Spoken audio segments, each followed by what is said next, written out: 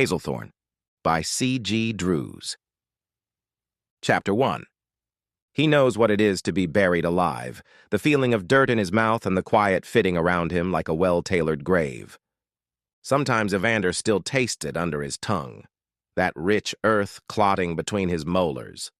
He should have grown out of the memory by now, but he belongs to it, and not in a gentle way.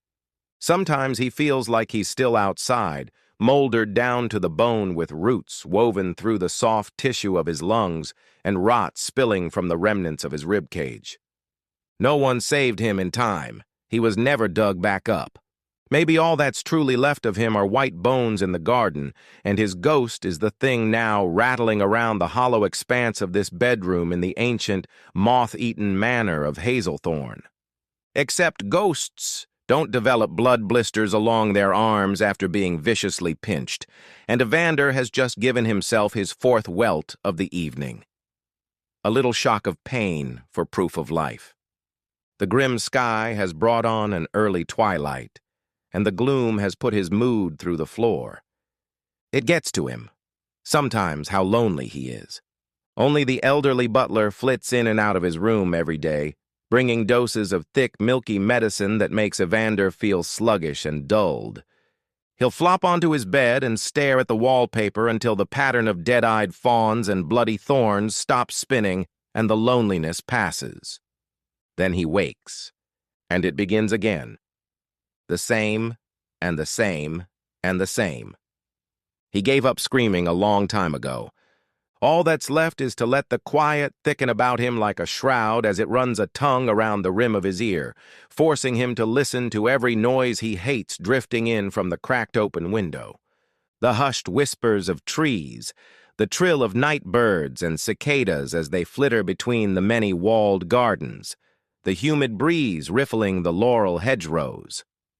The smell of summer is relentless, an unfettered punch of evergreens and florals, overturned soil and tree sap, and life.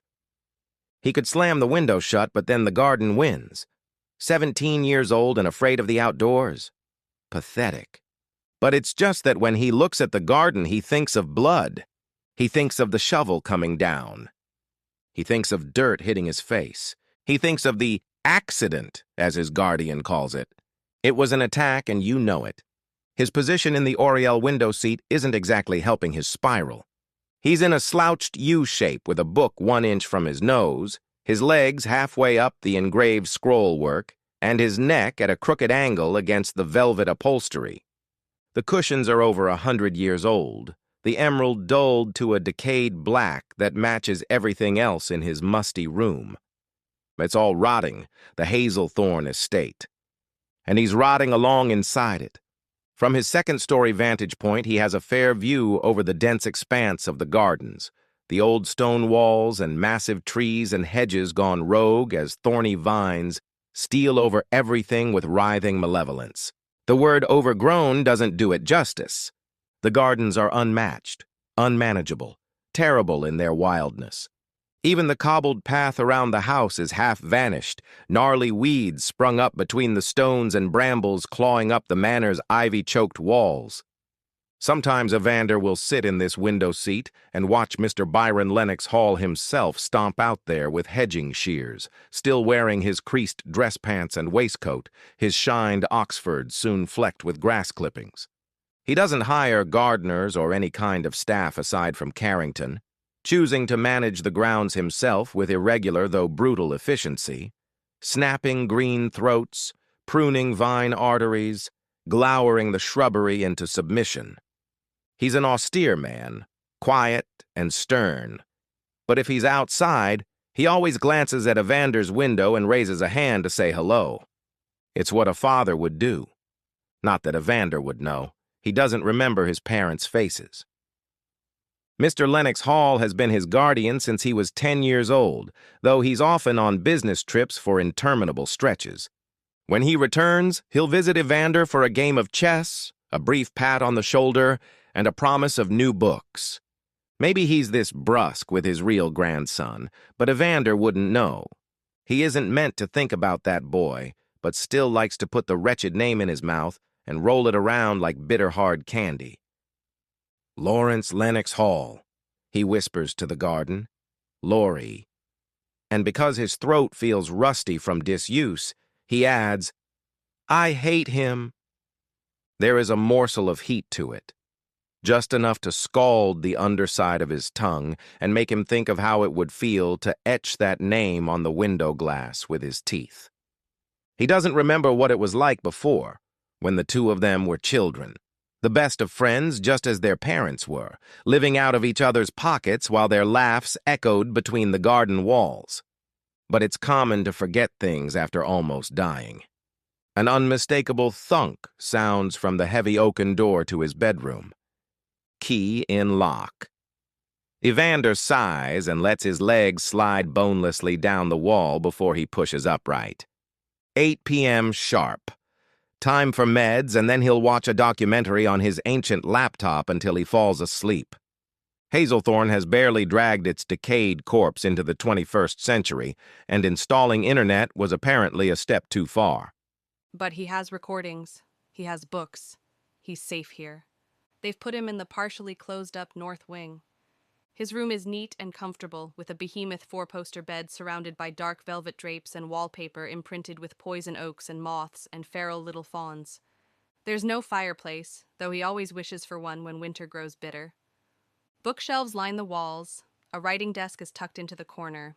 Puzzle and logic games are stacked in piles, and there's a worn track in the carpet from the window to the door thanks to his pacing. The blood in the carpet is imperceptible now. He hardly ever thinks about it. He waits for Carrington to bustle in with his meds, but the door doesn't open. Evander frowns. He heard the lock turn, didn't he? Careful, as if this is a forbidden act, he edges across the room and presses himself against the hard oak of the door. His fingertips rest lightly on the brass knob. He starts to twist it, slowly. The knob gives with an old groan. The door swings open. Beyond it, the inky dark of the hallway stretches like a diseased throat. No butler in sight.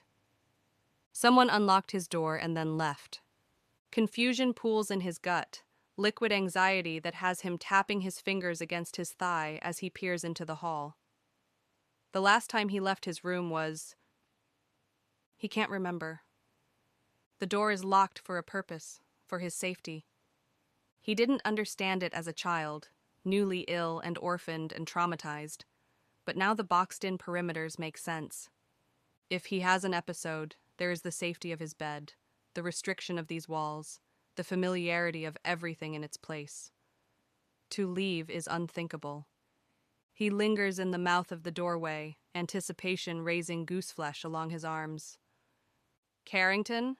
It comes out thin, echoing down the long hallway like a plaintive child.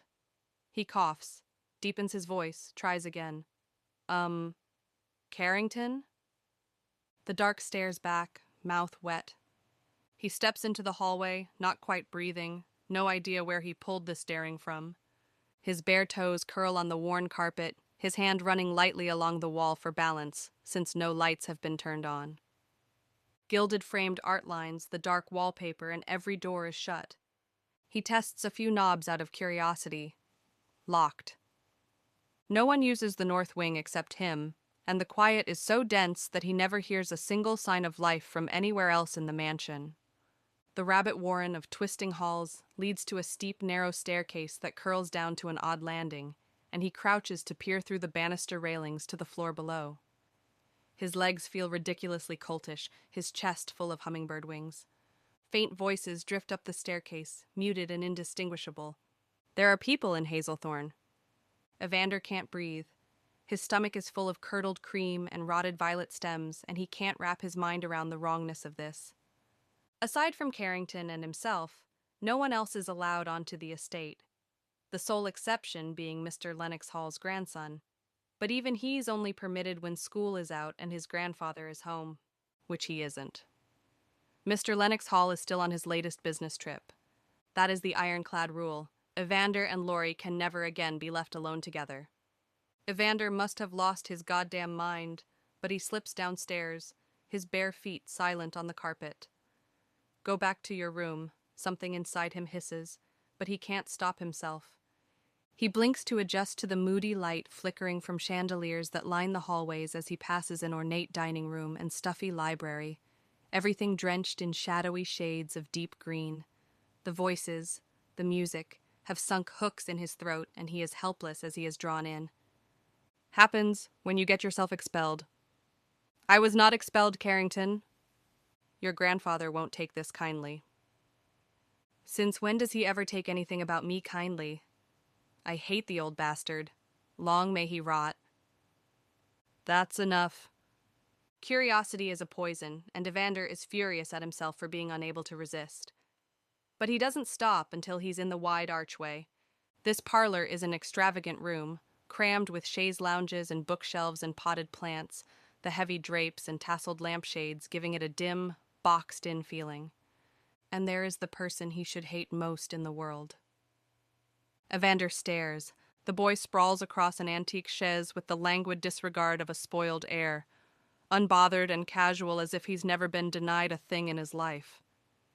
His hair is a rumpled riot of insufferable gold, his white shirt open at the collar to reveal the arch of an aristocratic throat.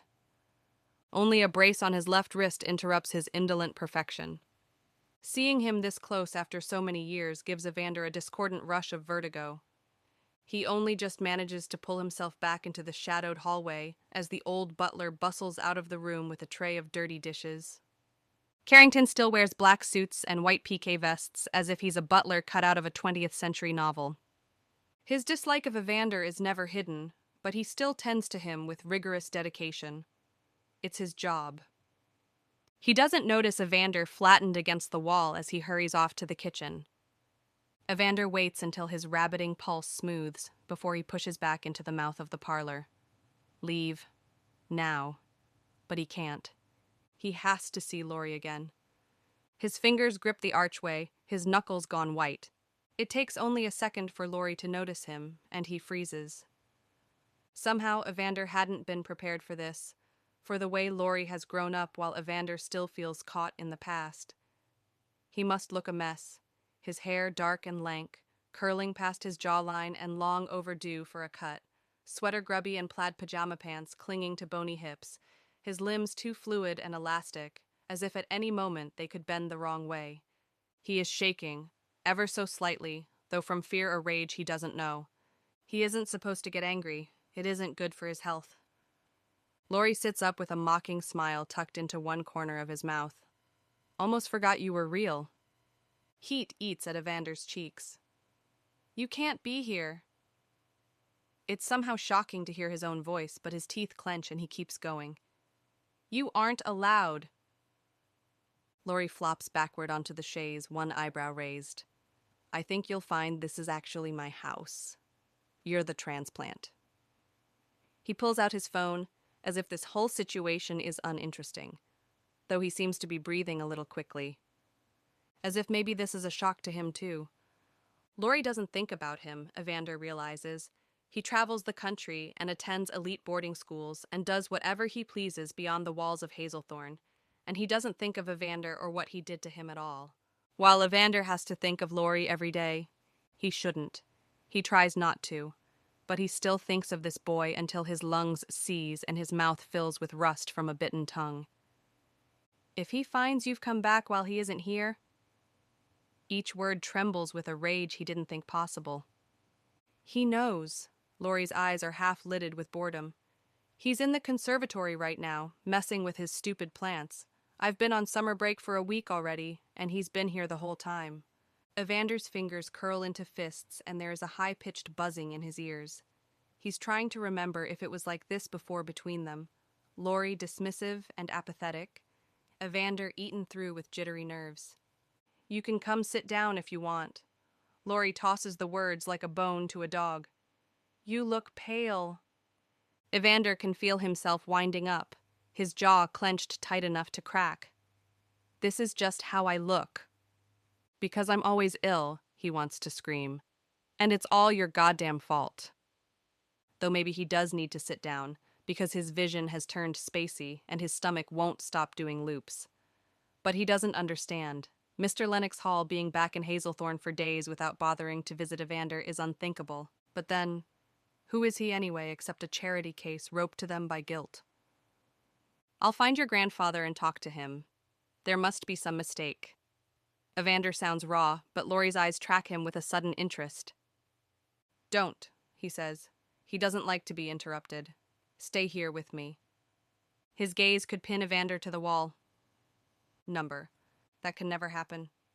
Suddenly, Evander is in the garden again, caught against holly leaves and rose thorns, and he steps backward once, twice, before he turns and flees into the depths of the mansion.